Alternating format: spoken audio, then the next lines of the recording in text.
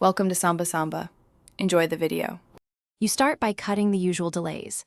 Power cycle the headset and any base stations or external sensors, then wait about 10 to 20 seconds before restarting. While that boots, open the VR Companion app and confirm firmware updates are applied. Make sure intensive background apps are closed so tracking software gets full resources. Next, quickly inspect your play area, remove mirrors, glossy objects, and bright lamps that confuse cameras. Once done, put the headset on briefly to see if tracking requires. Now move into the more detailed fixes. Run the room setup or Guardian recalibration from the headset or PC app, and follow each prompt fully so the system relearns boundaries and camera alignments.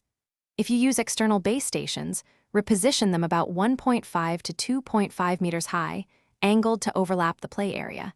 Ensure they are secure and line of sight is clear. Also inspect USB, HDMI, or display link connections. Unplug and reseat or swap ports and known good cables to eliminate signal issues that break tracking. Finish by trying a full software restart, and if nothing improves, back up your settings and perform a factory reset on the headset as a last resort. This clears persistent configuration errors. If possible, test the headset on another PC or under a different user profile to isolate whether the issue is hardware or system-specific. Finally, if tracking still drifts, create a temporary LED-free environment and use a phone flashlight to inspect camera lenses for smudges.